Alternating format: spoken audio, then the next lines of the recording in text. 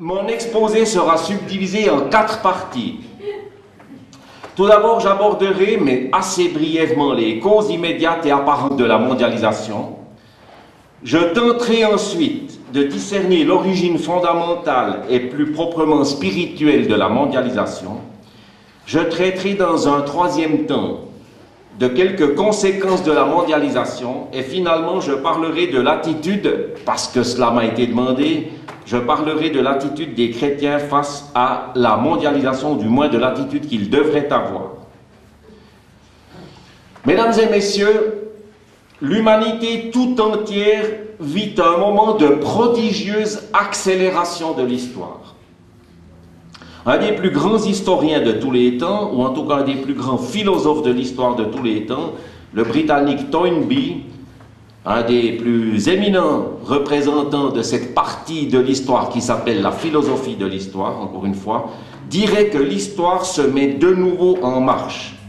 Cette accélération de l'histoire touche des domaines aussi fondamentaux que les mentalités collectives, qui ne sont plus du tout les mêmes qu'il y a 40 ans, les divers systèmes de valeurs, les découvertes scientifiques, les innovations technologiques, l'économie et bien d'autres encore. La mondialisation des activités humaines incarne de manière sommitale cette accélération du temps. Nous vivons véritablement à l'ère de la mondialisation. La mondialisation se manifeste lorsqu'un ou plusieurs domaines fondamentaux de l'activité humaine sont organisés à l'échelle mondiale ou lorsque les effets de ces activités, à partir du cadre d'un ou de plusieurs pays, présentent un retentissement transnational évident et ample. Le monde actuel connaît assurément une telle situation. La mondialisation, et c'est ma conviction, constitue le phénomène majeur du monde actuel. Dans une des dernières livraisons de la vie économique, c'est un périodique de notre pays, c'est aussi la publication officielle du département suisse de l'économie, on peut lire ce qui suit. Que cela nous plaise ou non, la globalisation constitue une réalité. Depuis Seattle et Davos, mais c'était même Davos 2000 et pas Davos 2001 dans cet article, même les observateurs les plus sceptiques ont dû se rendre à l'évidence, le phénomène va bien au-delà de l'économie et touche tout aussi bien la protection de l'environnement, une répartition équitable du revenu, les droits de l'homme, la formation et l'éducation, la démocratie et l'état de droit, la culture, le maintien de la sécurité et de la paix, la prospérité. Plus rien, nul n'échappe à la globalisation. Celui qui refuse d'y adhérer ou qui s'y soustrait est tout de même touché par le phénomène et le subit alors dans ce qu'il a de plus négatif. Citation de la vie économique, d'un des numéros de l'automne passé. La mondialisation est à ce point omniprésente qu'elle en vient à toucher presque toutes les activités humaines. L'économie et la société sont aujourd'hui plus globalisées qu'elles ne l'étaient hier et moins qu'elles ne le seront demain. Si la mondialisation gagne chaque jour en ampleur, elle est aussi irréversible, du moins à l'horizon des prochaines décennies. Le phénomène de la globalisation suscite des débats aussi bien feutrés et intellectuels que passionnés et parfois simplistes. Elle a ses partisans, ses spectateurs résignés et ses détracteurs. Parmi les premiers, Alain Minc, un intellectuel français bien connu, conclut un de ses essais, La mondialisation heureuse, en affirmant « Je persiste et je signe, la mondialisation est heureuse ». Sur l'autre rive, Zaki Laïdi écrit dans son livre « Malaise dans la mondialisation » « La mondialisation est le symptôme d'un affolement général. Depuis quelque temps, les détracteurs de la mondialisation semblent de plus en plus nombreux et plus véhéments. Lors de la rencontre organisée à Seattle par l'OMC pour libéraliser davantage encore les échanges internationaux, Des milliers de manifestants ont bruyamment et parfois violemment exprimé leur désapprobation. Davos, où se réunissent une fois l'an les plus grands décideurs, et cela a été dit, a été le théâtre d'oppositions similaires.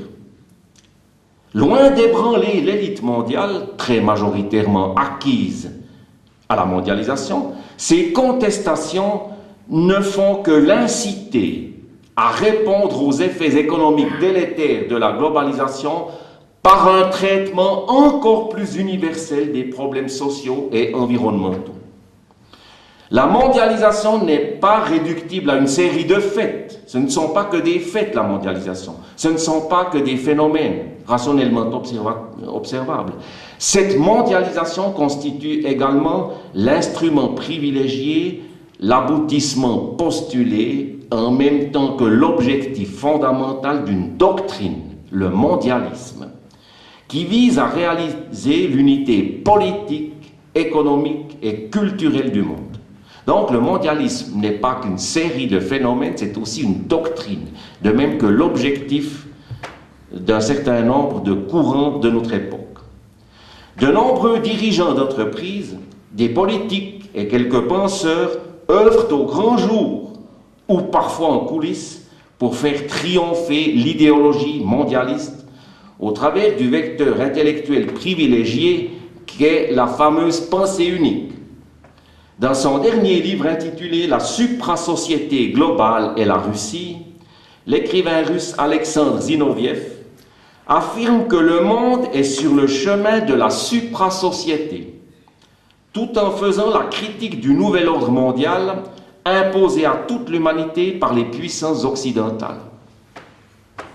La mise en place de cette société planétaire passe notamment par l'application toujours plus systématique d'un devoir d'ingérence, qui, et l'intervention de l'OTAN en Serbie l'a bien démontré, obéit bien plus à des appréciations partiales et intéressées des réalités politico-économiques qu'à des critères éthiques, objectifs et irréfutables. La mondialisation est en marche, rien ne l'arrêtera. Sous nos yeux, elle est en train de dissoudre l'État-nation et de préparer l'avènement d'un monde inédit.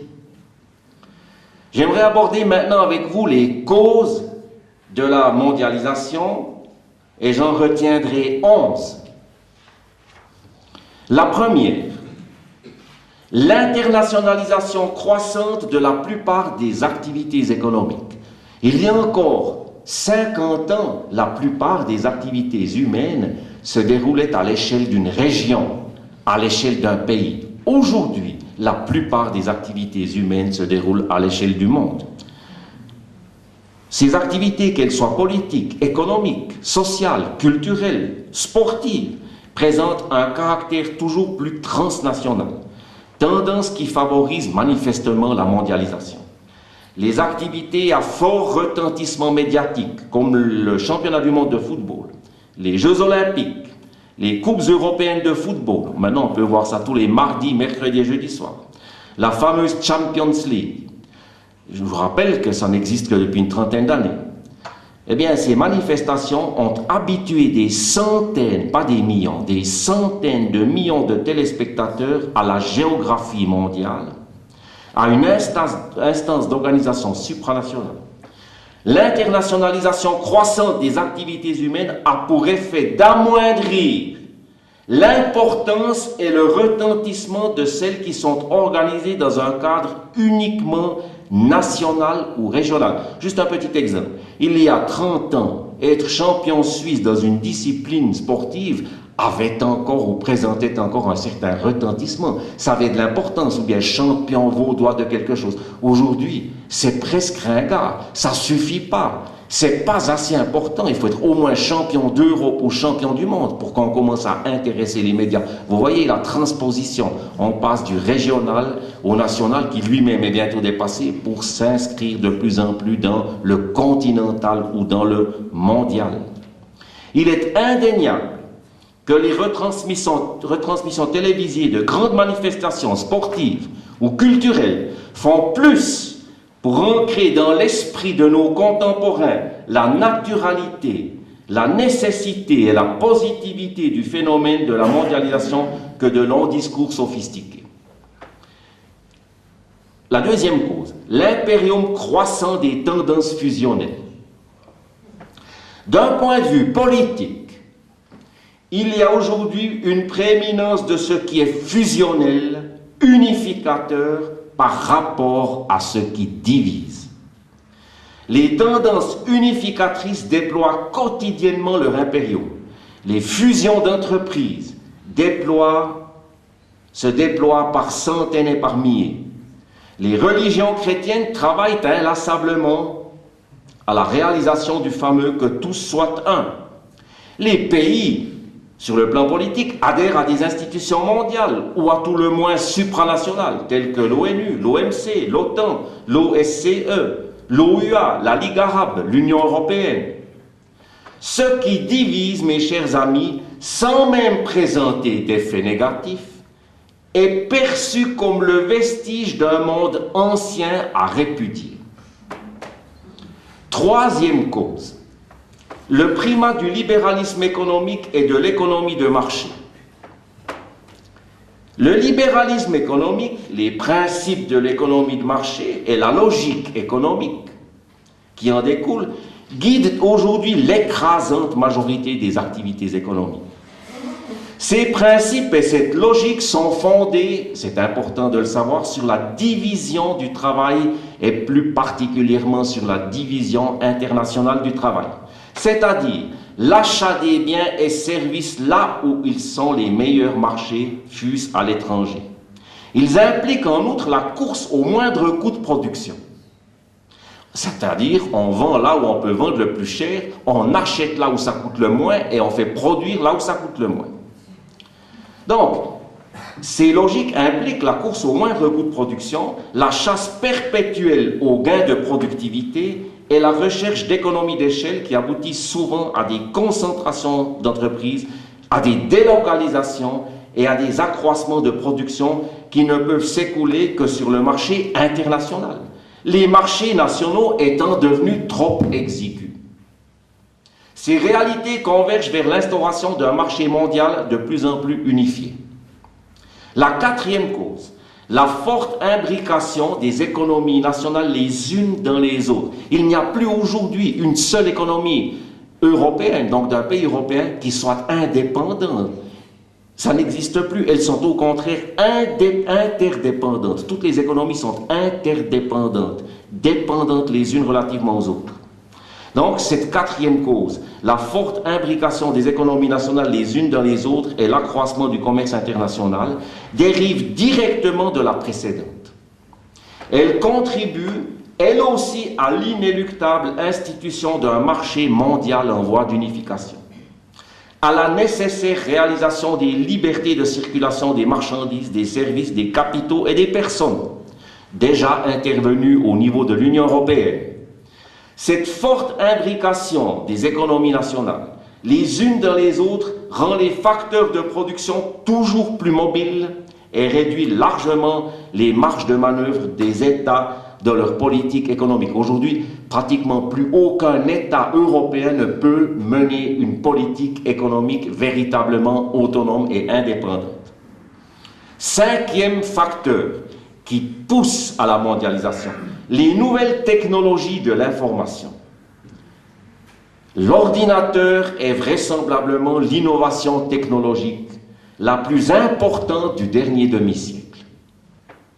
Le développement prodigieux des nouvelles technologies de l'information rend la plupart des informations accessibles pratiquement à tous, à tout moment et en tout lieu. Aujourd'hui, il est presque possible de savoir rapidement tout ce qui se passe dans l'univers pour autant qu'on sache le savoir, souhaite le savoir. En matière d'information, les nouvelles technologies abolissent quasiment le temps et l'espace. Le monde réel de la géographie, j'aime bien cette phrase, le monde réel de la géographie avec toutes ses pesanteurs et toutes ses entraves fait de plus en plus place au monde virtuel de l'information. La mise en place de l'Internet et de la toile, le World Wide Web, www, que vous connaissez bien, ne fait qu'accélérer de manière presque incroyable le processus d'informatisation globale de la société. Notre société est en voie accélérée d'informatisation globale. Nous sommes les témoins directs de la mise en place d'un espace mondial de l'information. Les ordinateurs sont véritablement, j'aime aussi le dire, les ordinateurs sont véritablement des machines à dissoudre les frontières. Sans leur présence, le degré d'avancement de la mondialisation ne serait jamais ce qu'il est aujourd'hui. Sixième cause, le développement exceptionnel des autres moyens de communication et de transport. Les innovations technologiques ont également entraîné un développement remarquable des infrastructures et des moyens de transport. Je salue parfois ces innovations. Je me réjouis de pouvoir aller un peu plus vite chez moi quand je irai de Lausanne à la Neuville en prenant la nouvelle autoroute entre Yverdon et Estavayer. C'est vrai qu'il y a aussi parfois des aspects positifs. Sans ces nouveaux moyens de transport très rapides, la mondialisation serait tout simplement inconcevable. S'il n'y a pas de globalisation des marchés sans autoroute de l'information, il n'y en a pas non plus sans autoroute tout court. La perception subjective de l'espace a subi de profondes mutations dans le sens d'un rapprochement de lieux considérés il y a quelques décennies seulement comme éloignés. Pour mon arrière-grand-mère, Paris c'était très loin. Pour ma grand-mère, Paris c'était loin. Pour mes parents, c'était moyennement loin. Puis pour moi, c'est presque près. Et pour mes enfants, ça sera la porte à côté. Les contacts avec les autres cultures s'en trouvent multipliés à mesure que s'amenuisent les différences culturelles entre les nations. Septième cause. La gravité et le caractère transnational d'un certain nombre de fléaux. Au début de ce siècle, plusieurs défis ou problématiques auxquels étaient confrontés les gouvernements se manifestaient à l'échelle nationale. Il était dès lors logique que les gouvernements se soient sentis en état de résoudre seuls ces problèmes. Depuis quelques décennies, divers fléaux ou développements socio-économiques lourds de virtualité négative, tels que les diverses atteintes à l'environnement, la drogue, le crime organisé, les migrations internationales, les disparités nord-sud et bien d'autres encore, présentent un caractère manifestement transnational. Ce phénomène s'accentue jour après jour. Cette situation fait prendre conscience au gouvernement et aux populations que seules des politiques et des mesures élaborées à un niveau supranational permettront de réduire ou du moins d'endiguer ces problèmes. Cette transnationalisation des difficultés contemporaines est pour beaucoup dans tous les processus d'unification politique. Le huitième facteur, l'effondrement du communisme. La chute du mur de Berlin le 9 novembre 1989 a mis fin au monde bipolaire que nous connaissions depuis 1945. Tous les spécialistes en relations internationales vous diront que nous avons vécu de 1945, fin de la Deuxième Guerre mondiale, jusqu'en 1989, dans un monde bipolaire. Deux pôles, deux puissances, les États-Unis et l'Union soviétique. Aujourd'hui, avec l'effondrement du monde communiste, nous vivons dans un monde monopolaire. Le monde est dominé indirectement, en tout cas, par les États-Unis, pour l'instant. Cet événement, la chute du mur de Berlin, occupe une place absolument centrale dans le processus de mondialisation en cours. Avant 1990, le monde était caractérisé par un pluralisme très tranché et apparemment irréductible au niveau des idéologies. Il y en avait deux, le collectivisme, le libéralisme capitaliste, au niveau des régimes politiques, démocratie et totalitarisme, au niveau des systèmes économiques, économie planifiée, économie de marché, au niveau des alliances militaires, l'OTAN contre le pacte de Varsovie, et au niveau des mentalités collectives. Sans l'écroulement du bloc communiste d'Europe de l'Est, jamais, jamais la véritable mondialisation n'aurait été possible. L'obstacle du communisme n'étant plus la voie vers une mondialisation achevée et presque libre. Il ne reste plus que l'islam intégriste pour empêcher sa pleine actualisation. Mais quelque chose me dit que Coca-Cola et Internet finiront bien par triompher des talibans. Et autre mot là. Ajoutons que si la chute du communisme autorise le mondialisme, elle permet par ailleurs l'émergence d'une Europe très forte. Les bouleversements à l'Est ont fait prendre conscience à l'Europe que la place était désormais libre pour elle dans la course au rang de première puissance mondiale. Même si les États d'Europe occidentale ont été indépendants, démocratiques et libres après la Deuxième Guerre mondiale, ils subissaient de facto une espèce de tutelle discrète, ne possédant pas un arsenal atomique suffisant pour rivaliser sérieusement avec les États-Unis et l'URSS. Durant les 30 Glorieuses, caractérisées par un accroissement prodigieux du niveau de vie en Europe, durant ces 30 Glorieuses, les années 60 à 90, l'Europe a compté parmi les géants économiques de la planète, tout en étant un nain, certes de taille appréciable, mais un nain tout de même au niveau politique. Donc l'Europe, entre 1945 et 1990, était un géant économique et un nain politique. Il convient de ne pas oublier que jusqu'au début des années 1980, le bloc de l'Est, en dépit de ses difficultés économiques, inspirait une véritable crainte à une Europe contrainte de s'appuyer sur les États-Unis pour assurer sa défense dans l'éventualité de l'accomplissement des scénarios militaires les plus catastrophiques. Ce rapport des forces a été totalement modifié avec l'effondrement du communisme. Aujourd'hui, l'Europe exerce une véritable fascination, un véritable ascendant politique, économique et psychologique sur l'Europe orientale. Presque tous les anciens satellites de l'ex-URSS souhaitent rejoindre l'OTAN et l'Union européenne. L'honneur à qui réussira le premier à forcer la porte de ces institutions qui jouissent d'une aura considérable à l'Est. En être ou ne pas en être, là est la question. Sur un autre plan, les États-Unis suscitent un agacement d'intensité variable en Europe, par ses prétentions à exercer un impérium doux sur l'humanité. Son arrogance parfois élégante, parfois brutale, indispose fréquemment les Européens, notamment dans le domaine commercial. La France en particulier supporte souvent mal le côté donneur de leçons du grand frère d'outre-Atlantique.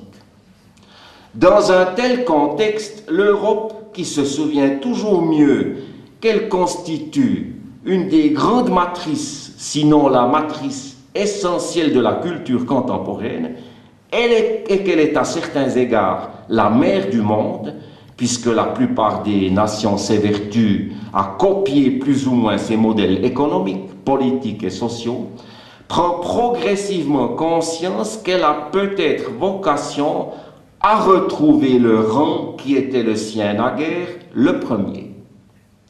Beaucoup de chefs d'État, j'en ai une liste avec des citations, je vous en ferai grâce, beaucoup de chefs d'État, d'hommes et de femmes, souhaitent aujourd'hui en Europe que leur continent redevienne la première puissance mondiale et retrouve son rôle de centre du monde. Inutile de préciser que seule une Europe unie a des chances de redevenir la puissance première du monde. Pour plusieurs auteurs, dont Denis de Rougemont, qui a écrit à ce sujet dans les années 1960 déjà, l'unification européenne doit préfigurer l'unification du monde et l'instauration d'un gouvernement mondial. Le 9e facteur, c'est un ensemble de facteurs institutionnels. La multiplication des institutions supranationales a fortement contribué à accélérer le phénomène de la mondialisation. À cet égard, citons particulièrement le rôle important joué par l'OMC, Organisation mondiale du commerce. Depuis 1947, les négociations successives menées dans le cadre du GATT ont permis de réduire très fortement les droits de douane et de lever ainsi une entrave fondamentale à l'établissement d'un marché mondial. En 1950, on devait en moyenne s'acquitter d'un droit de douane de 40% sur les importations. Donc si vous achetiez une voiture qui coûtait 10 000, il fallait payer 4 000 de droits de douane en 1950. Aujourd'hui, les droits de douane, d'une part, n'existent plus sur l'espace économique de l'Union européenne, mais entre les pays qui n'en sont pas membres et l'Union européenne, souvent les droits de douane sont tombés à 2 ou 3%. C'est-à-dire qu'ils sont devenus pratiquement insignifiants. L'évolution est tout à fait remarquable. Je rappelle, les droits de douane se situaient en moyenne à 40% en 1950, ce qui protégeait fortement les économies nationales. Aujourd'hui, ils ne sont plus que de 2 à 3%. Leur faculté protectrice de l'économie nationale a presque totalement disparu, et c'est une volonté délibérée de tous les participants à l'OMC qu'il en soit ainsi. Le 10e facteur, la pression diffuse exercée par les médias et les élites en faveur de la mondialisation. Mesdames et messieurs, les populations sont très partagées quant aux bienfaits escomptés ou proclamés de la mondialisation. Il suffit de se référer à la votation qui a eu en Suisse le 4 mars dernier pour s'en convaincre. Mais un tel partage, une telle dichotomie n'existe pas au niveau des médias et des élites culturelles, politiques et économiques. À ce niveau prévalent de larges majorités, parfois même un unanimisme affiché en faveur du mondialisme. Je vous donne un exemple, il est très difficile d'occuper une fonction élevée dans un département de la Confédération, d'être un haut fonctionnaire de la Confédération et d'être un adversaire déclaré de la mondialisation. Ça cadre mal. On peut être un fonctionnaire subalterne et afficher une telle position, mais il est guère concevable d'assumer une fonction très importante de l'administration et puis d'être un adversaire déclaré de la mondialisation. Il est indéniable que le travail d'influence des médias et des élites favorables à la mondialisation, leur insistance à présenter le mondialisme comme seul chemin d'accès dans le 3e millénaire, pour notre pays, par exemple, leur manière parfois inéquitable et abusive de disqualifier intellectuellement celles et ceux qui pensent autrement, finissent par convaincre les peuples qu'il n'y a décidément pas d'autre option pour les pays que d'être unis et de disparaître progressivement en tant qu'État-nation pour affronter les défis du XXe siècle. Ici comme ailleurs, la pensée unique finit par tenir lieu de formateur de l'opinion publique. Et le 11e et dernier facteur, le sens de l'histoire. Je suis de ceux qui croient fortement au sens de l'histoire. L'histoire n'évolue pas selon les lois du hasard. L'histoire est chargée de sens. À mes yeux, le phénomène de la mondialisation, de même d'ailleurs que celui de l'intégration européenne, sont inscrits dans l'histoire, non pas comme une fatalité, mais parce que les mentalités collectives actuelles, ainsi que l'évolution de l'économie, de la politique, de la science et des technologies ne peuvent qu'y conduire. La mondialisation est aujourd'hui dans l'air du temps, comme l'était au début du siècle l'avènement du communisme en Russie et dans les années 30 l'émergence du Troisième Reich en Allemagne.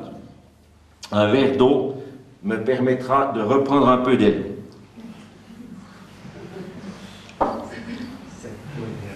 J'aimerais aborder maintenant avec vous l'origine fondamentale et spirituelle de la mondialisation. Ce que je viens de dire ne présente pas le caractère de l'originalité, d'autres auraient pu le dire à ma place, d'une manière certes différente, mais fondamentalement semblable. ce que je vais dire est peut-être un peu plus original. Y a-t-il une origine spirituelle, y a-t-il une origine fondamentale de la mondialisation derrière les 11 causes apparentes, identifiables que je viens de mentionner? Ces 11 causes constituent autant de tendances profondes de notre société et jouent un rôle capital dans le devenir de l'humanité. Mais en dépit de leur très grande importance, elles procèdent d'une source encore plus profonde et plus fondamentale, le dessein. Je devrais le répéter 3 fois, c'est une thèse qui m'est chère, le dessein en partie inconscient de la société occidentale de se soustraire à la condition humaine en arrachant au royaume des cieux ses attributs essentiels pour les implanter ici-bas et en bénéficier sans changer la nature humaine.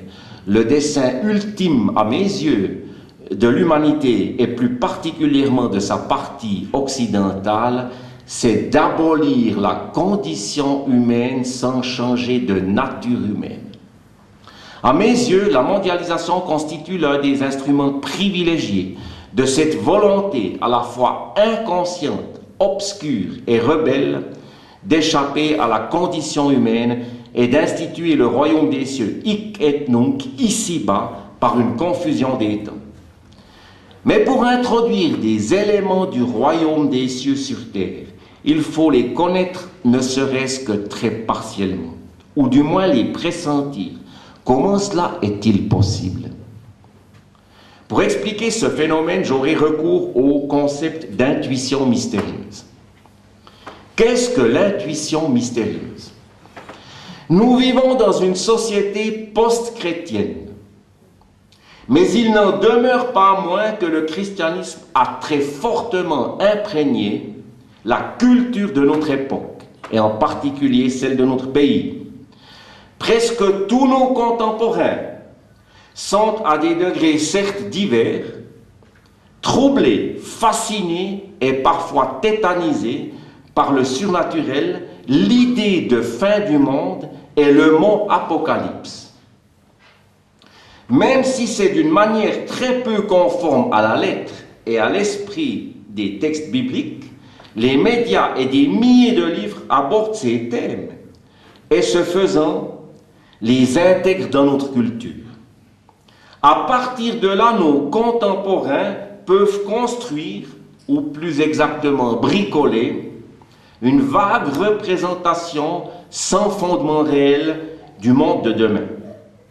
Il est vrai aussi que la prospective, ce que je vous dis maintenant, en résumé, c'est 4 possibilités de comprendre un peu de l'avenir.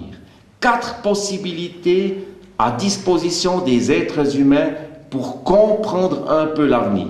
Alors la première que je viens de dessiner devant vous, c'est simplement cette culture chrétienne répudiée en même temps qu'intériorisée, parce qu'elle n'a pas totalement disparu. Alors ces fragments de culture chrétienne qui restent dans l'esprit des gens, ils ont souvent quand même entendu parler du mot apocalypse, il y a des films aussi qui intègrent ce titre, des livres, eh bien leur permet d'avoir une vague idée de ce qu'est le futur. Ces restes de culture chrétienne qui subsistent dans leur esprit leur permettent d'avoir une vague représentation du futur. Ça, c'est le premier point. Il y a une deuxième chose qui permet à nos contemporains d'avoir une vague idée de ce que sera l'avenir. C'est la prospective. Elle permet de décrire avec une certaine vraisemblance quelques aspects essentiels de l'avenir. En partant de la situation actuelle, en considérant les tendances profondes de la société et en prenant appui sur les règles plus ou moins valides des sciences humaines, il est possible de s'adonner avec pertinence et légitimité à l'art de la conjecture, l'art de deviner partiellement par des voies scientifiques l'avenir. Mais par définition, cette méthode est limitée.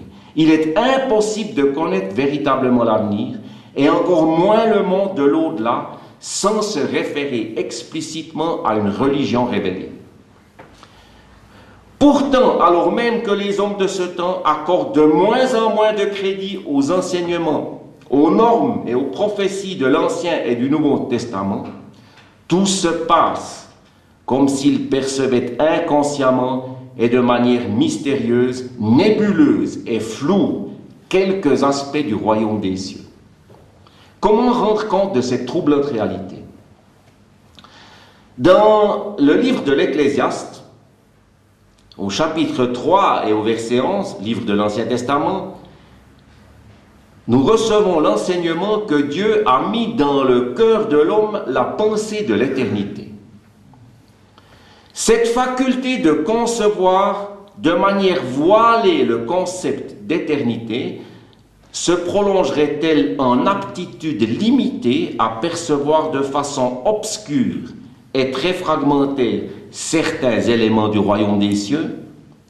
Si tel était le cas, on pourrait expliquer très imparfaitement et partiellement le désir de nos contemporains de renouer avec leur passé édénique et de se soustraire à leur douloureuse condition humaine. Il y a plus. Je vais être audacieux. Normalement, quand on traite d'un sujet politique et culturel, on répugne à parler comme je vais le faire. Néanmoins, je le ferai. Il y a plus. Les chrétiens ne devraient jamais oublier le rôle que joue Satan dans l'histoire individuelle des êtres humains et dans l'histoire globale des sociétés.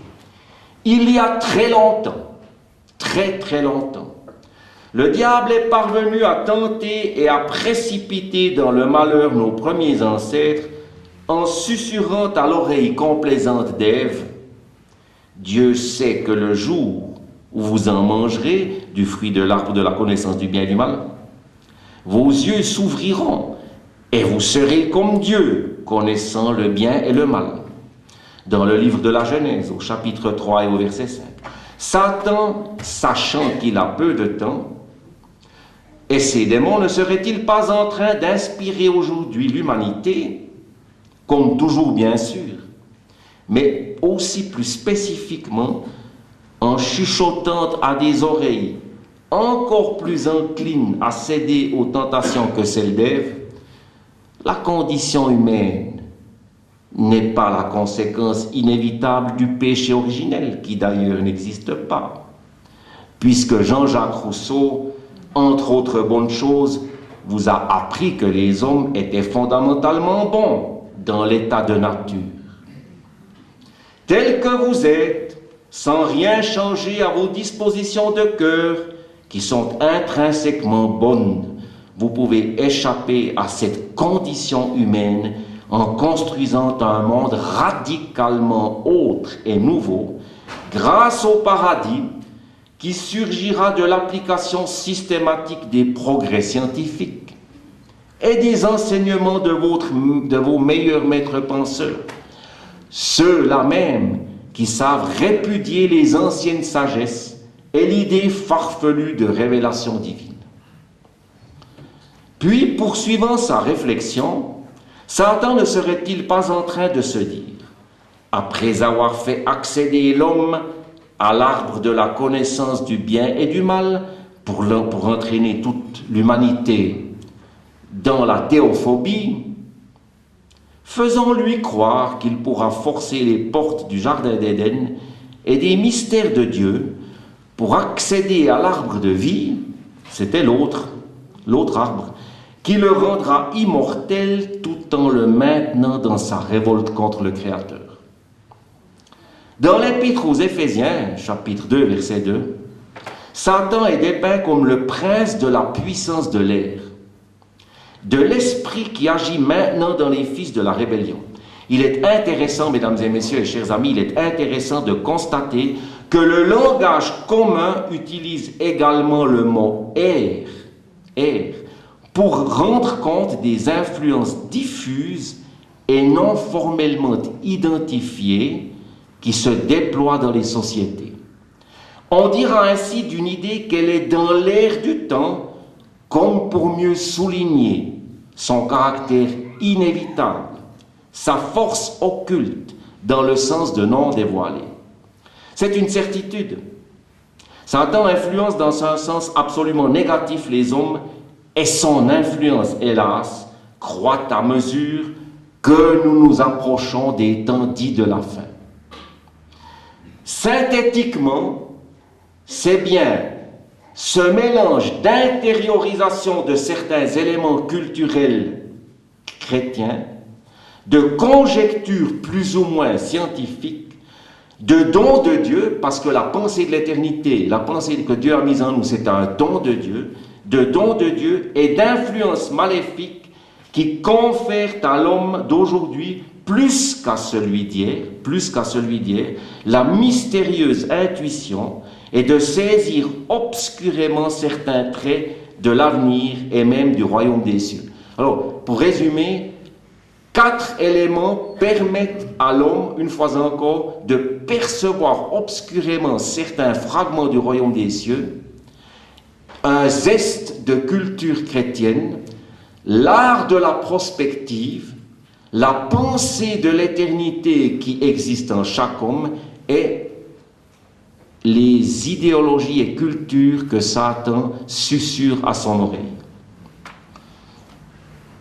Ainsi, la mondialisation est déterminée par l'histoire, comme nous l'avons déjà dit, mais aussi par le monde de demain. Et c'est là une thèse centrale de l'exposé de ce soir. La mondialisation, elle est déterminée, elle est influencée, elle est faite, elle est le résultat du monde d'hier, mais aussi, paradoxalement, du monde de demain. La mondialisation se situe au point de convergence entre le monde d'hier et le monde de demain. Elle est donc le produit de l'enchevêtrement des temps. La mondialisation est le produit de l'enchevêtrement des temps. Le temps présent s'explique en grande partie par l'histoire, bien entendu.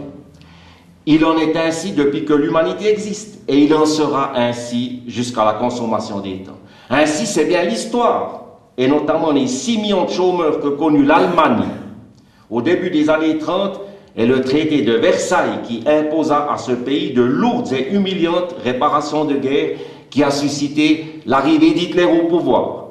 Mais, une fois encore, à la lumière de nos développements précédents, nous dirons que le temps présent, et en particulier le phénomène de la mondialisation, n'est plus déterminé exclusivement par le temps d'hier, mais qu'il l'est aussi partiellement par le temps de demain.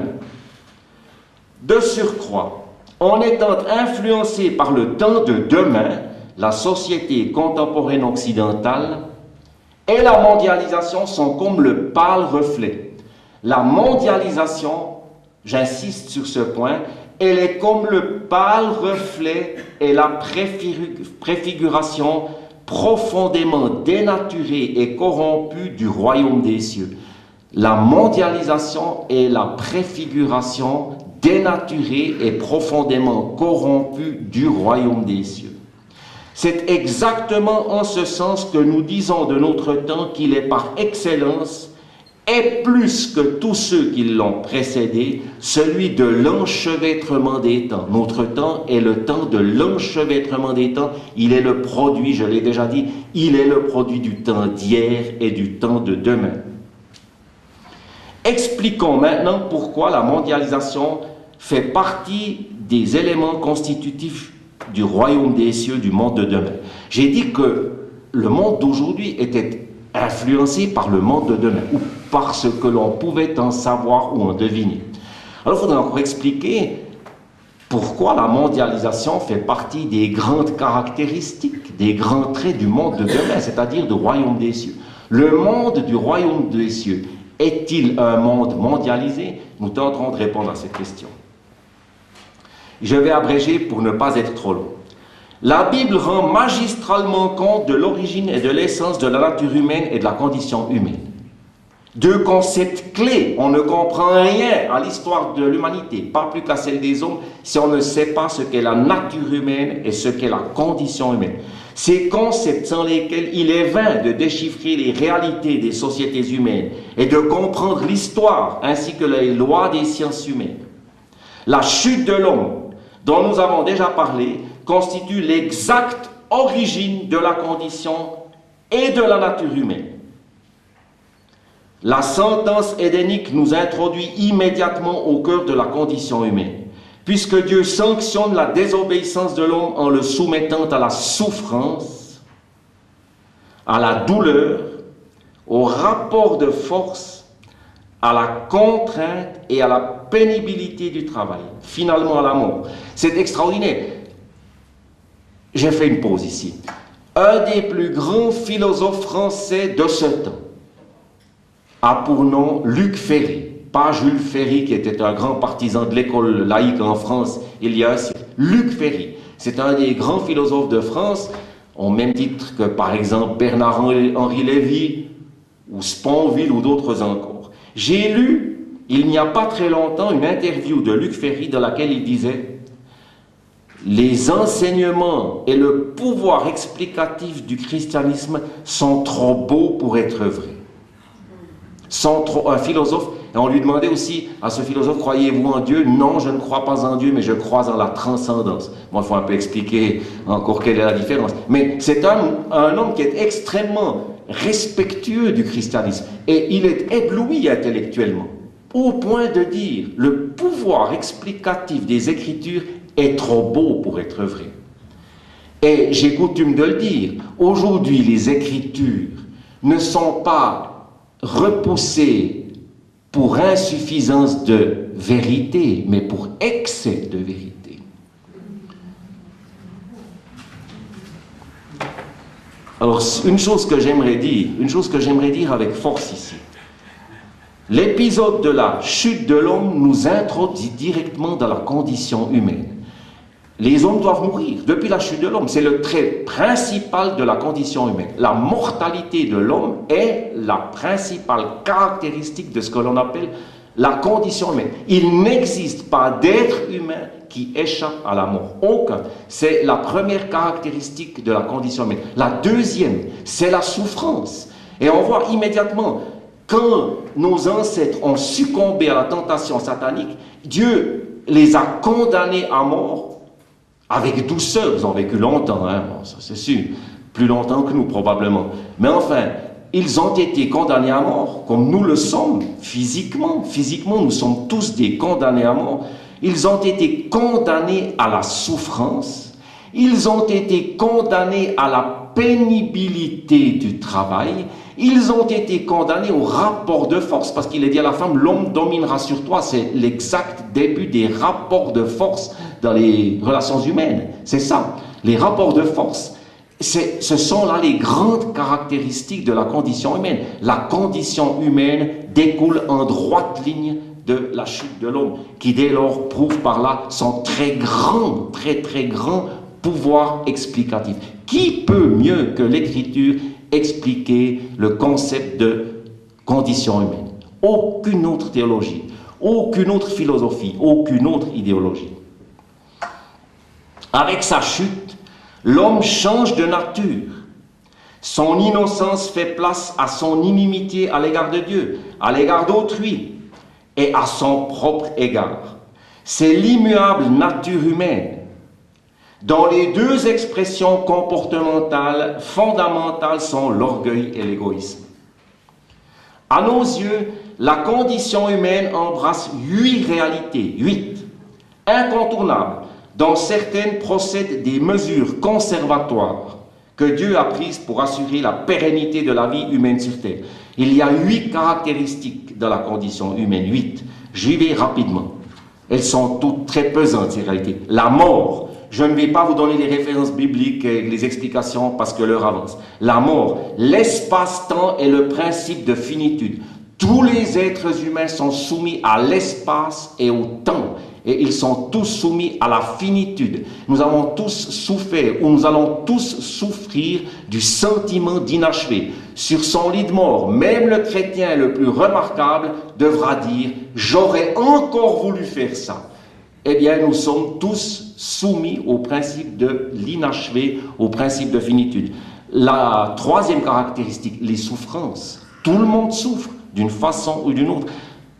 La quatrième caractéristique, j'y ai déjà fait allusion, le travail contraint et pénible. C'est à la force de peine que tu en tireras donc de la terre ta nourriture tous les jours de ta vie. L'état, cinquième caractéristique de la condition humaine, c'est l'existence omniprésente de l'État. Il n'y a pas de mer, pas de montagne, pas de désert sans État. L'État recouvre littéralement tout l'univers. Partout où il y a un coin de terre, il y a État. État, une institution que Dieu a permise pour rendre la vie humaine sur terre possible, qui fait partie de notre condition humaine. On ne peut pas vivre hors État. On ne peut pas vivre sans État. Les hommes ne le peuvent pas. Sinon, c'est l'anarchie. La sixième caractéristique, et ça j'aimerais insister, la division du monde en langues et en États-nations est une des caractéristiques de la condition humaine. La division du monde en langues et en États-nations. Comme principe de division, Dieu veut, je le dis avec force, Dieu veut l'existence des États-nations. Les États-nations ne sont pas le fruit d'un errement de l'humanité, elles sont le fruit de la volonté de Dieu. Les États-nations. Comme principe de division, c'est vrai que c'est un principe de division, les États-nations, puisqu'ils s'affrontent, puisqu'il existe des frontières. Mais ces États-nations ont été institués, je le répète, comme principe de division, valable pour le temps et non pour l'éternité, en vue de préserver l'humanité des totalitarismes planétaires. Dieu a institué les États-nations pour préserver l'humanité des totalitarismes planétaires. Il est dit dans le livre de la Genèse, toute la terre avait une seule langue et les mêmes mots, au début de l'humanité. Allons, bâtissons-nous une ville et une tour dont le sommet touche au ciel, et faisons-nous un nom. Et l'Éternel dit, voici, ils forment un seul peuple et ont tous une même langue. Maintenant, rien ne les empêchera de faire tout ce qu'ils auraient projeté. Confondons leur langage, afin qu'ils n'entendent plus la langue les uns des autres. Et l'Éternel les dispersa loin de là, sur la face de toute la terre. C'est exactement le début des nations et par cheminement successif, le début des États-nations qui sont une fois encore le produit de la volonté divine pour empêcher l'humain, l'être humain, les êtres humains et l'humanité de sombrer dans leur délire prométhéen. Il est dit plus loin, comme en écho de ce qui vient d'être dit, il est dit plus loin, quand le Très-Haut donna un héritage aux nations, quand il sépara, vous vous rendez compte, il sépara les enfants des hommes. Aujourd'hui, on vit à l'ère de l'unité, mais il est dit dans le texte que Dieu, à un moment donné, sépara les enfants des hommes et qu'il fixa les limites des peuples. Dieu a fixé les limites des peuples, encore une fois, comme principe de préservation de la vie humaine sur terre. Ça se trouve dans le livre du Deutéronome au chapitre 32, au verset 8. Septième caractéristique de la condition humaine, j'insiste pas longtemps, la distinction entre les sexes. Et huitième caractéristique de la condition humaine, la connaissance. Il est impossible de découvrir et de progresser sans connaissance. Il n'y a science infuse en personne. La connaissance, elle est là pour assumer, a été donnée à l'homme pour qu'il puisse assumer le mandat de gérant de la terre que Dieu lui a confié. Et pour découvrir Dieu et sa parole. Il est dit, par exemple, dans l'Écriture, c'est par la science que les chambres se remplissent de tous les biens, précieux et agréables. Ça renvoie à l'ordre économique. C'est comme s'il était dit, il est impossible de progresser dans l'ordre économique sans connaissance préalable. Et il est dit ceci, il a voulu qu'il cherche le Seigneur et qu'il s'efforce de le trouver en tâtonnant, bien qu'il ne soit pas très loin de chacun de nous. Ça renvoie à l'ordre théologique. C'est comme si Dieu nous disait, écoute, j'existe, mais fais quand même un petit effort pour me découvrir. Je ne vais pas venir me promener et me présenter tout seul comme ça devant toi. Donc, la connaissance est nécessaire au progrès économique, mais elle est aussi nécessaire à la connaissance de Dieu et à la connaissance plus approfondie de Dieu. Et si elle est nécessaire dans l'ordre économique et dans l'ordre théologique, elle est à plus forte raison également nécessaire dans l'ordre politique et dans l'ordre social et culturel. Ces 8 caractéristiques qui fondent la condition humaine vont toutes disparaître dans le royaume des cieux. Je suis sûr que parmi vous, il y a des connaisseurs remarquables de l'Écriture. Ces 8 caractéristiques que je viens de mentionner vont toutes disparaître dans le royaume des cieux. La mort fera place à l'immortalité. Il n'y aura plus de mort. L'espace-temps va s'effacer devant l'éternité. Il n'y aura plus d'espace-temps. Le Christ en est un exemple. Lorsqu'il a rencontré ses disciples après sa résurrection et avant l'ascension, il avait la faculté de traverser les murs. Il avait la faculté de s'alimenter ou de ne pas s'alimenter. Il pouvait commuter, ou bien je vais manger, ça me fait plaisir, ou bien je ne mange pas, mais il n'était plus contraint. Quand on est sous l'impérium de la condition humaine, on doit manger. Quand on n'est plus sous l'impérium de la condition humaine, on ne doit plus manger. Donc le Christ nous a montré ce que pouvait être le royaume des cieux au niveau du temps et de l'espace. Il n'était plus soumis, traverser une paroisse, c'est ne plus être soumis à l'espace et au temps. Les souffrances seront abolies, je n'ai pas besoin d'insister, puisqu'il n'y aura plus ni cri, ni douleur, ni deuil. Quatrièmement, le travail contraint et pénible va faire place au repos ou à l'activité librement consentie. Cinquièmement, l'État disparaîtra bien évidemment au profit d'un amour absolu et parfait pour Dieu et pour autrui qui rendra superflue l'existence des lois puisqu'elles seront inscrites dans le cœur de l'homme. Sixièmement, la diversité des langues et des nations va faire place à un monde unifié et pacifié. Donc les États-nations vont disparaître dans le royaume des cieux. La prière sacerdotale de Christ va être définitivement exaucée afin que tous soient un. Septièmement, la différence entre les sexes va disparaître dans l'au-delà. J'aimerais juste, ça paraît incroyable, surtout quand on est jeune, mais bon, à la résurrection, les hommes ne prendront point de femmes, ni les femmes de Marie, mais ils seront tous comme les anges de Dieu dans le ciel. Et huitièmement, la connaissance qui est aujourd'hui un passage obligé vers le progrès économique et vers la connaissance de Dieu, elle-même va disparaître, puisque l'amour ne périt jamais, mais les prophéties et les langues cesseront, de même que la connaissance sera abolie, est-il dit dans l'Écriture. Donc, vous voyez, ces 8 éléments constitutifs de la condition humaine vont tous disparaître. Ils vont tous disparaître dans le royaume des cieux. Et j'aimerais parler d'une façon un peu plus libre, je suis sûr que c'est même plus compréhensible ainsi. Ce que l'on voit aujourd'hui, c'est que l'humanité cherche désespérément à abolir ces 8 caractéristiques fondamentales de la condition humaine dès ici-bas, sans attendre l'instauration du royaume des cieux. C'est exactement le projet et le dessein sommital de l'humanité aujourd'hui. Supprimer les caractéristiques, toutes les caractéristiques de la condition humaine, hic et nous, dès ici-bas, sans attendre le royaume des cieux. Trop pressé, trop impatient. Le projet inconscient de la société occidentale contemporaine est de se soustraire à la condition humaine. Comme nous l'avons déjà affirmé, le dessein sommital, inconscient de notre société consiste très vraisemblablement à soustraire les hommes à leur condition humaine, et cela dans toutes ses caractéristiques.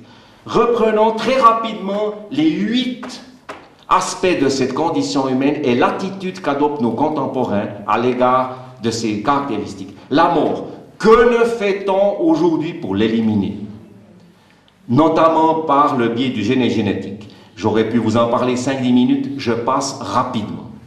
L'espace-temps. Aujourd'hui, les ordinateurs, la télévision et les autres moyens de communication, les moyens de transport, les chemins de fer, les TGV, la globalisation des marchés, la mondialisation de toutes les activités humaines, la quête effrénée de la vitesse. Moi, j'aime bien rouler vite en voiture, correctement, mais quand même, bon, de ce côté-là, je suis un peu trop impatient.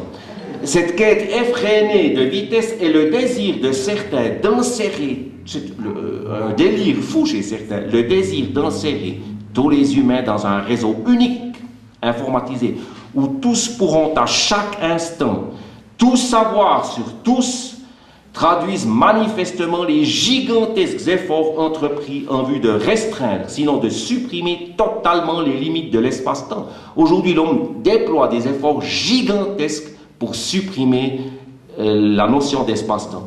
À noter que l'engouement historiquement très récent pour des sports extrêmes, pour le surf, pour le saut à l'élastique, la planche à voile, c'est une bonne chose en tant que tel, et d'autres sports de même type procèdent probablement d'une volonté enfouie dans l'âme humaine de s'abstraire le plus possible de l'espace-temps. Le jogging, ça fait trop ringard, c'est vraiment au ras des pâquerettes et puis on sent trop le sol. Ça rappelle, le jogging est le sport par excellence qui rappelle beaucoup trop la condition humaine. Le surf, beaucoup moins. L'aile delta aussi. L'aile delta, décidément, est plus dans le vent que le cyclisme et que le jogging. La souffrance, aujourd'hui, elle est perçue comme un scandale, alors que les gens du Moyen-Âge, qu'ils aient été croyants ou non, l'acceptaient beaucoup plus. Aujourd'hui, la souffrance est un scandale. Il y a quelque temps, le pape Jean-Paul II a osé parler de la faculté rédemptrice de la souffrance. Les médias ont accueilli ses propos avec un concert de réprobation. Le travail, surtout depuis le début du 19e siècle, exactement depuis 1760 selon les historiens, c'est la porte d'entrée de la société industrielle. 1760, invention de la machine à vapeur en Angleterre, en Grande-Bretagne. Eh bien, le machinisme a fait des progrès tels que nous avons pu réduire la durée du travail substantiellement, nous avons pu la diviser par 2 en tout cas. Je rappelle à titre d'anecdote que le canton de Glaris en 1848 a été le plus progressiste, a été la région la plus progressiste du monde lorsqu'il a réduit la durée du travail des enfants à 13 heures. Ça passait pour un progrès tout à fait exceptionnel à l'époque. Eh bien moi je suis très heureux aujourd'hui de ne plus devoir travailler 14 ou 15 heures. Mais il faut reconnaître que certains excès, la volonté acharnée de soustraire l'homme à tout travail, procède aussi de cette volonté d'abolir la condition humaine sur cette terre. L'État, que ne fait-on aujourd'hui pour le détruire? Par anticipation, sans attendre l'instauration du royaume des cieux. Les réflexes anti-autoritaires se multiplient. Le refus croissant de toute autorité ne peut que miner les fondements de l'État qui trouve dans la sécurité intérieure et la défense contre l'extérieur ses principales fonctions, ce qu'on appelle ses fonctions ontologiques. De plus en plus, j'insiste là-dessus, de plus en plus nombreux sont les gens de nos pays, tous, France, Allemagne, Italie, Suisse, qui souhaitent bruyamment que l'État n'interdise plus, mais qu'il se consacre prioritairement à la réparation de nos comportements pathologiques. L'État devient de plus en plus un effaceur fatigué d'effets secondaires. Trop de nos contemporains sont libéraux à l'égard de l'État lorsqu'ils considèrent ses légitimes fonctions de répression et socialistes quand ils le voient sous l'angle de ses fonctions réparatrices. Cette schizophrénie collective creuse des trous béants dans les finances publiques. Et en ce domaine également se manifeste comme l'aspiration secrète à vivre dans une société d'abondance sans loi.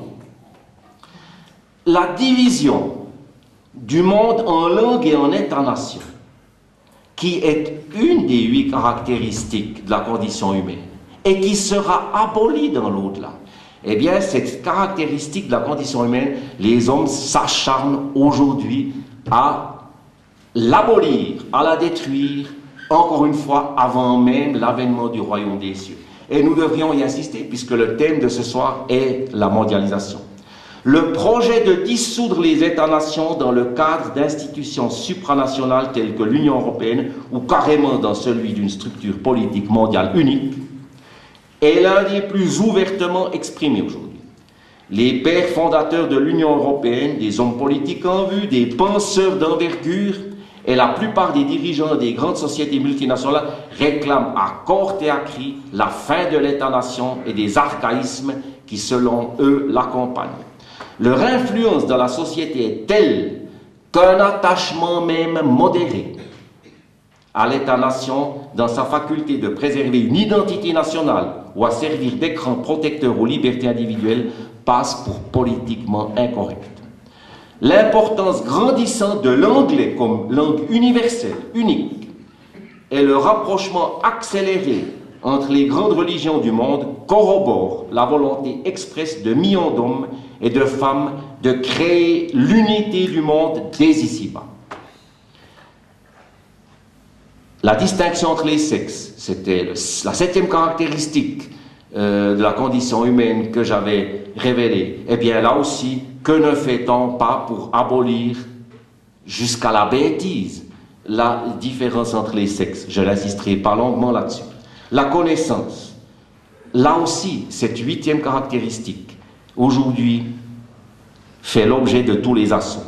Notre société préfère de plus en plus les sensations aux réflexions. L'hédonisme à la connaissance, les images aux mots trop difficiles à comprendre. Le 27 octobre 1998, je parle de cela parce que j'ai assisté à cette séance, le 27 octobre 1998, lors d'une conférence donnée à Zug, un des plus éminents spécialistes de pédagogie de notre pays, le professeur Doups de Saint-Gall, affirmait très sereinement qu'une majorité des jeunes d'aujourd'hui éprouvaient une grande aversion pour les démarches intellectuelles, ce qui obligerait les écoles à revoir fondamentalement leur méthode d'enseignement dans un sens plus ludique. Les correcteurs orthographiques, les feuilles Excel et les fonctions mathématiques sophistiquées de nos ordinateurs nous dispensent de plus en plus de toute une partie des processus d'acquisition et de mise en œuvre des connaissances et rencontrent ces nouvelles mentalités. En ce domaine comme ailleurs, des millions de personnes veulent échapper à la condition humaine par anticipation. Quelques conséquences de la mondialisation. Je regarde ma montre. On ne m'a pas donné un temps limite, mais enfin, la décence m'oblige à en fixer un moi-même. Alors, je vais vous parler brièvement de quelques-unes des conséquences de la mondialisation. La première conséquence de la mondialisation, c'est une mondialisation accrue.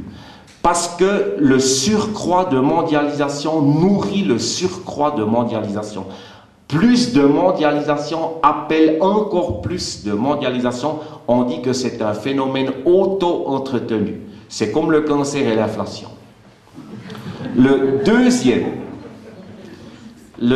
effet de la mondialisation, c'est le processus d'égalisation des conditions économiques. Il ne fait guère de doute que la mondialisation, et plus spécifiquement la globalisation des marchés, induisent un fort processus d'égalisation des conditions économiques. Ainsi, et pour ne prendre que l'exemple de l'Union européenne, l'instauration définitive de la monnaie unique dès le 1er juillet 2002 impliquera un taux d'inflation unique pour la zone euro. Il n'y aura plus qu'un taux d'inflation unique. Ça réjouit les Grecs, moins les Allemands. Les taux d'intérêt se rapprocheront à coup sûr. Ça, c'est certain, il n'y aura plus des disparités comme celles qu'on connaît aujourd'hui. Vous savez, les économistes connaissent bien cette règle. Une monnaie égale un taux d'inflation égale en principe un taux d'intérêt. On ne peut pas, dans un espace économique unifié, avoir plusieurs taux d'intérêt. Oui, un quart de différence, ça peut se concevoir, un demi. Mais la fluidité et la mobilité des facteurs de production en tue littéralement celui qui voudrait exiger 1% d'intérêt de plus, parce qu'on irait immédiatement avec les ordinateurs s'approvisionner en capitaux là où ils sont les meilleurs marchés. Donc, des processus puissants avec une zone euro unique vont bien sûr conduire à une égalisation très forte des taux d'intérêt. Je n'insisterai pas trop longuement, je pense que le niveau de chômage, lui, par contre, ne va pas connaître une harmonisation. Est-ce qu'on peut parler d'harmonisation pour le taux de chômage? C'est peut-être pas l'idéal, mais ne va pas connaître une unification aussi grande que les taux d'intérêt et l'inflation. Mais là, j'entre dans un domaine un peu plus technique et je mettrai un terme à cette conséquence, mais elle est d'importance. La mondialisation va provoquer un nivellement, une égalisation des conditions économiques, les prix, le taux d'inflation, les taux d'intérêt et d'autres encore. Ce qu'il faut néanmoins dire, c'est que ces processus d'égalisation pénaliseront partiellement au moins les pays les plus vertueux et rigoureux dans leur discipline économique et dans leur attitude collective face au travail. Au jeu de l'unification, les Allemands et les Suisses ont manifestement plus à perdre que d'autres nations. Ce qui explique les réticences des premiers à l'égard de la monnaie unique et la tiédeur des seconds à l'égard de l'adhésion à l'Union européenne. Troisièmement, les avancées du capitalisme spéculatif. C'est un sujet qui m'est particulièrement cher, mais il faut bien voir que la mondialisation aujourd'hui, elle favorise les progrès du capitalisme spéculatif au détriment du capitalisme productif. Il existe deux formes de capitalisme, une bonne et une mauvaise. Le bon, moi je suis un capitaliste, je dis franchement, je suis un partisan du système capitaliste, mais je suis un partisan de ce qu'on appelle le capitalisme productif, qui consiste à produire des biens et des services et à être récompensé, rémunéré par un profit dit normal. Et ainsi on rend service à la société en produisant des utilités sociales. Le capitalisme productif produit des utilités sociales, des voitures, de la nourriture, des postes de télévision, des livres, des lunettes et d'autres choses encore. Il est indispensable à la vie en société. Par contre, le capitalisme spéculatif qui fleurit aujourd'hui est un véritable cancer pour les sociétés. Et aujourd'hui, le drame, c'est que les théories économiques du 19e siècle s'effondrent parce qu'on disait au 19e siècle le profit est la récompense d'une prise de risque. Quel risque prend aujourd'hui un spéculateur qui achète 5000 actions, qui regarde sa télévision, une série télévisée pour ensuite commuter sur les cours en bourse, qui attend 2 ans en prenant un peu d'embonpoint, et puis qui ensuite, constatant que le titre a été multiplié par 3 2 ans après, encaisse une plus-value de 3 millions. Quel est le service rendu à la société? Aucun. Aucun service n'a été rendu à la société. Et ce capitalisme spéculatif, à mon avis, il est délétère pour l'harmonie économique. Il déstabilise les économies en les faisant évoluer par à-coups et en provoquant des différences extrêmement importantes dans le temps, notamment au niveau des taux de chômage. Je n'insisterai pas davantage. La quatrième conséquence de la mondialisation, c'est le triomphe de l'économisme ou la mammonisation du monde. J'aime bien ce mot, nous sommes en train d'assister à une espèce de mammonisation du monde. Tous les domaines de l'activité économique sont touchés par le phénomène de l'argent. Même les phénomènes religieux parfois, et même les phénomènes sportifs.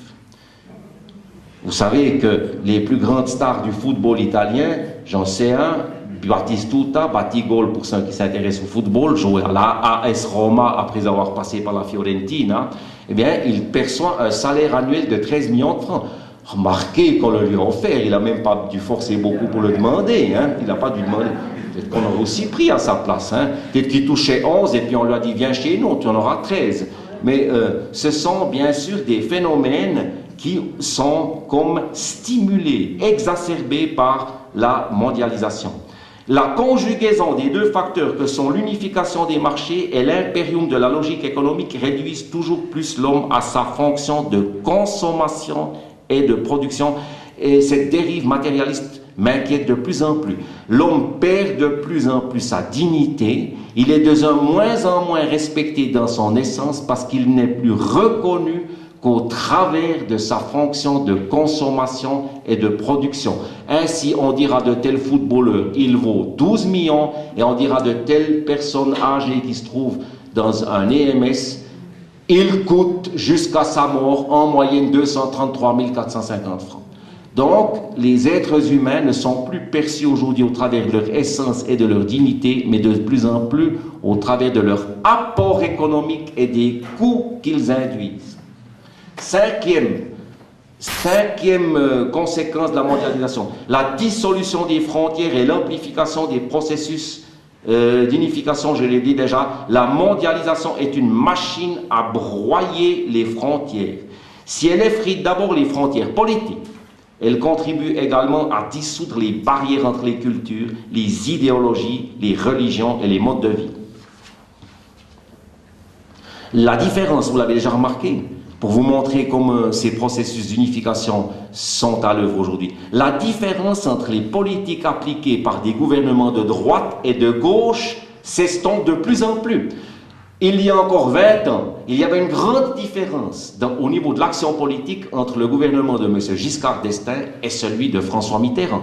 Il y a eu en France une véritable rupture politique en 1980, lorsque François Mitterrand est arrivé au pouvoir. Il y avait aussi, dans des pays comme l'Allemagne, une discontinuité au niveau politique lorsque l'on avait un gouvernement SPD qui succédait à un gouvernement dominé par la CDU, le parti de Helmut Kohl. Mais aujourd'hui, plus rien de tel. Qu'est-ce qui a changé dans la vie quotidienne des Britanniques lorsque Tony Blair a remplacé John Major? Pratiquement rien. Les différences, là aussi, il y a des puissants mouvements d'unification qui se mettent en place.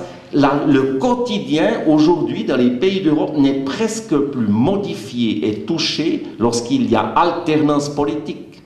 En Allemagne, dites-moi, qu'est-ce qui a changé lorsque Gerhard Schröder a succédé à Helmut Kohl à la chancellerie? Pratiquement rien. Même Schröder est d'accord de baisser un peu les impôts. Il va peut-être même réussir la prouesse de les diminuer un peu plus que Kohl. C'est encore possible. Et puis en tout cas, vous avez vu que son amitié avec les grands patrons de VV, malgré l'insistance de Fichet, ne va pas le conduire à limiter la vitesse sur les autoroutes. Donc, vous voyez, on ne change pas grand-chose, hein. On se succède les uns les autres se succèdent au gouvernement sans qu'il y ait plus de grandes différences. Unification politique, j'ai déjà parlé de l'unification religieuse. Il y a quelques années, le pape Jean-Paul II a prié à Assise, avec plusieurs dignitaires de religion non chrétienne. Une telle démarche de la part de Pie XII, par exemple, eût été totalement impensable. L'homogénéisation des conditions matérielles de vie. La diffusion des mêmes films et des mêmes programmes de télévision à l'échelle du continent et souvent même du monde contribue à forger ce qu'un auteur américain, Benjamin Barber, appelle la culture Macworld. Un sociologue américain parle de l'émergence d'une culture Macworld. C'est une culture homogène, unifiée à l'échelle du monde, sous l'emprise de laquelle nous vivons de plus en plus. Les idéologies trop opposées aux nouvelles valeurs de nos sociétés sont de plus en plus marginalisées et discréditées. Sixième conséquence, l'affaiblissement des États-nations, le renforcement des institutions supranationales et la création d'un espace mondial unique. Il est bien connu que l'effritement des frontières entraîne un affaiblissement notoire des États-nations et de leur pouvoir. Ce qui attend les pays de l'Union européenne n'est vraisemblablement que la préfiguration de ce qui attend l'ensemble des pays du monde. Dans quelques années, pas 20, 3, 4, dans quelques années, les pays, et c'est considérable comme mutation, considérable, les pays de l'Union européenne, je pense à l'Allemagne, la France et l'Italie, nos voisins, seront privés de plusieurs de leurs prérogatives essentielles qui fondent ce qu'on appelle l'État, à savoir l'émission d'une monnaie nationale, la définition et l'application d'une politique de défense et d'une politique étrangère, et même partiellement la détermination du contenu de leurs codes pénaux et civils. Dans quelques 3 à 4 ans, la France et l'Allemagne ne seront plus tout à fait maîtres de leurs codes civils et de leurs codes pénaux. Ils seront soumis à l'impérium de l'Union européenne, et je l'ai dit, c'est la préfiguration de ce qui attend probablement l'ensemble des pays du monde. Même l'Iran y passera un jour. Corollaire logique de cet affaiblissement des États-nations, les institutions supranationales se multiplient et voient sans cesse leurs attributions et pouvoirs de contrainte s'accroître. Je ne résiste pas au plaisir de vous dire ceci. Sans vraiment exagérer, on peut dire que la Belgique d'aujourd'hui n'est pas plus libre à l'égard de la communauté internationale que ne l'était la Pologne à l'égard de l'URSS dans les années 80. 19 ans après la disparition de son auteur, le monde remet en honneur la doctrine de la souveraineté limitée chère à Léonid Brejnev, mais aujourd'hui à l'échelle mondiale. J'aurais voulu vous parler encore du devoir d'ingérence, mais cela me mènerait trop loin. La 7e conséquence, c'est la virtuelle et réelle extension spatiale et technologique du contrôle des activités et des pensées humaines. Je dois vous en parler. Le monde actuel rend les personnes de plus en plus dépendantes envers la société. L'être humain n'est plus autonome, il est de moins en moins autonome par rapport à la société. Nous sommes virtuellement les esclaves de la société, plus que nous ne l'étions il y a 10 ans, bien plus que nous ne l'étions il y a 20 ans. Ce monde rend les personnes de plus en plus dépendantes envers la société, les entreprises et l'État. Toutes les tendances lourdes conduisent à l'affaiblissement de l'autonomie matérielle et spirituelle des individus. La mondialisation, combinée avec le développement des technologies de l'information et la télématique, permettent un contrôle virtuel de toutes les activités et de toutes les pensées exprimées des êtres humains. Les frontières, les murs des maisons, les forêts et les déserts sont de plus en plus impuissants à protéger les personnes qui compteraient sur eux pour les soustraire au regard inquisiteur des yeux électroniques. Sinon aujourd'hui déjà, du moins dans quelques années, le recoupement de plusieurs banques de données administratives et commerciales permettra à une société de télécommunications américaine de connaître la confession, les habitudes d'achat, l'identification des trajets en voiture, voire même les pratiques sexuelles d'un citoyen allemand. Dans leurs rêves les plus fous, Staline et Hitler n'auraient sans doute pas imaginé pouvoir disposer de pareils instruments de contrôle. Huitième, l'instabilité et l'incertitude de l'univers mondialisé. L'univers mondialisé est de plus en plus instable et de plus en plus incertain. À mesure que la mondialisation croît, l'instabilité et l'incertitude croissent. Je vous fais grâce de mes développements à ce sujet. J'aimerais vous parler maintenant, nous sommes proches de la fin, du thème mondialisme et totalitarisme. Objectivement, il existe aujourd'hui un risque totalitaire dans le monde développé. Trois tendances profondes de nos sociétés, je terminerai par là, enflent ce risque. Le rejet bientôt total du Dieu des chrétiens et des sources culturelles de l'Occident démocratique et respectueux des libertés individuelles, la progression vers l'anomie, qui est l'anarchie, et l'affaiblissement de l'autonomie matérielle et spirituelle des personnes. Parmi tous les fléaux qui ravagent nos sociétés, le chômage, mais surtout l'insécurité et les effets délétères de la logique économique sont certainement ceux qui taraudent le plus l'esprit des masses.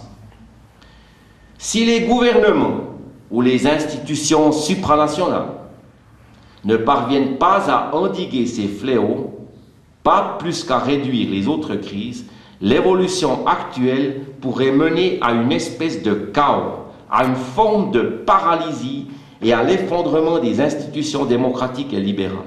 Les masses appelleraient alors un sauveur, un nouvel homme fort. Le monde a déjà connu ce scénario. Dans les années 30, avec l'arrivée au pouvoir d'Hitler, nul doute que la dictature qui s'ensuivrait serait d'autant plus cruelle qu'un mondialisme achevé lui servirait de réceptacle. Dans son omniscience et sa toute bonté, Dieu a établi les nations pour limiter la pleine expression du mal sur terre et entraver l'apparition de dictatures impériales ou universelles. La nature humaine étant encline au mal, partout et toujours, certaines divisions pour le temps et non pour l'éternité fonctionnent comme principe de sauvegarde de la vie sociale et des libertés individuelles, comme je l'ai déjà dit. Poussé à son extrême, le mondialisme constituerait à la fois une répétition de l'épisode de la tour de Babel et une violation de l'ordre voulu de Dieu.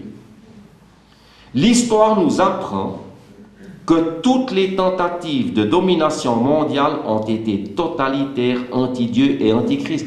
Ce n'est pas un esprit élucubré qui vous le dit. Vous savez, je suis très réaliste. J'ai beaucoup de défauts, mais j'ai une petite qualité, je suis très réaliste. Et je répète que l'histoire, il suffit de la lire, l'histoire nous apprend que toutes les tentatives de domination mondiale ont été totalitaires, anti-Dieu et anti-Christ. Songez au XXe siècle à Hitler et à Staline. Ils ont voulu dominer le monde entier. Hitler a voulu étendre le Troisième Reich au monde entier. Staline, avant lui Lénine, après lui Khrouchtchev avec moins de talent, ont tous essayé d'étendre l'impérium de leur pays au monde entier. Le mondialisme actuel, hélas, 3 fois hélas, risque de servir de chemin préparatoire et de structure d'accueil au dernier totalitarisme mondial, celui de l'Antichrist, le dernier dictateur universel qui, dans sa personne, sera comme la quintessence de tous les errements d'une humanité en révolte absolue contre Dieu. De manière très éclairante, le livre de l'Apocalypse, j'aimerais le citer, nous apprend que le règne de l'Antichrist sera universel, pas partiel, universel. Au verset 3 du chapitre 13, nous lisons que, rempli d'admiration, la terre entière suivit la bête. Il n'est pas dit que la Papouasie suivit la bête, ou l'Australie, ou la Russie, ou la Norvège. Non, il est dit la terre entière, sans exception. La terre entière suivit la bête. Comme pour souligner le caractère mondial de cet impérium, profondément funeste, le verset 7 précise, il lui, donc à la bête, à l'Antichrist, il lui fut donné autorité sur toute tribu, tout peuple, toute langue et toute nation. Pas moyen d'échapper. Il lui fut donné autorité sur toute tribu, tout peuple, toute langue et toute nation. Décrivant un aspect du dernier totalitarisme qui s'abattra, hélas, une fois sur l'humanité, comme un fruit mûr, Christ lui-même a dit « La détresse en ces jours sera telle qu'il n'y en a pas eu de semblable depuis le commencement du monde que Dieu a créé. » Ça se trouve dans l'évangile de Marc au chapitre 13 et au verset 19. Il est donc légitime d'éprouver certains frissons à la lecture de ce passage des Écritures. Mais nous devons savoir que le Dieu de Jésus-Christ est le Seigneur de l'histoire qui utilise le mal pour le transformer en bien. Même si les processus conduisant au temps de l'Apocalypse résulteront des errements de l'humanité, ils ont été annoncés par Dieu, et plus encore, cela paraît scandaleux, il procède de sa volonté. Ah oui, vous pouvez me critiquer, vous pouvez battre en brèche, je dis, l'avènement de l'Antichrist procédera de la volonté de Dieu. Oui, mais je ne bronche pas, je suis persuadé de cela. Aucun acte individuel, aucune décision gouvernementale, aucune guerre, aucune catastrophe naturelle, Gondo par exemple, aucune aventure totalitaire ou dictatoriale ne saurait échapper à la volonté permissive de Dieu. Aucune. En ce monde, rien n'arrive sans la permission de Dieu. Et ultimement, quoique mystérieusement aux yeux des humains, tout concourt à la réalisation du plan éternel de Dieu. Les hommes sont libres et responsables de leurs actes, mais Dieu les utilise littéralement pour l'accomplissement de ses desseins. Ce Dieu tout-puissant a le pouvoir de changer le mal en bien. Il le fait même très souvent. Joseph a pu dire à ses frères, « Vous aviez médité de me faire du mal. Dieu l'a changé en bien pour accomplir ce qui arrive aujourd'hui, pour sauver la vie à un peuple nombreux. » Et là, c'est un exemple absolument magistral d'un mal. Objectivement, c'en était un, de mettre le petit frère dans un puits profond, puis de le vendre aux Égyptiens. Mais ce mal a été transformé en bien, puisqu'il a été salut pour la maison de Jacob. Je suis convaincu que l'aspiration inconsciente des hommes de ce temps d'instituer une copie délétère du royaume des cieux sur terre, notamment par le biais de la mondialisation, se concrétisera et aboutira au règne de l'Antichrist. Je ne sais pas quand du tout, bien entendu. Notre société ne reviendra pas sur ce mauvais dessein, qui s'accomplira parce qu'il est la résultante inévitable de nos choix fondamentaux, mais plus encore pour permettre l'accomplissement d'un dessein plus haut, celui du Seigneur de l'histoire. Dieu ne joue jamais au dé. La plupart du temps, il respecte les principes de causalité ou les lois historiques qu'il a lui-même instituées. Dans une perspective divine, Et pour autant que l'on croit au sens de l'histoire, ce qui devrait être le cas de tous les chrétiens, les processus de mondialisation et la volonté humaine d'instaurer un faux royaume des cieux sur terre constituent non seulement une préfiguration, mais encore une préparation du monde à venir. Et c'est sur ces propos que je conclurai. Merci de votre trop bonne attention.